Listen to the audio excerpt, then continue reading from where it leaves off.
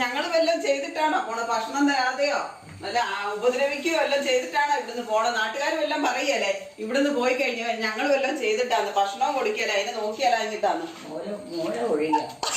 മൂല ഒഴിക്കാ പോവോ? പോയാല അത് പോട്ടെ. ഒന്ന് മൂല ഒഴുകുന്നുണ്ട്, എലിക്കുട്ടിക്ക് തരാനാ. ആ ഉണ്ട്. ഇത് പോകണ്ട കേട്ടോ, നാളെ പോകാം. നാളെ പോകാം. അമ്മയുടെ വീട്ടില് മൂല പുഴുങ്ങി ഇന്ന് തിന്നുവാ നമ്മള്, എന്നിട്ട് നാളെ പോകാം.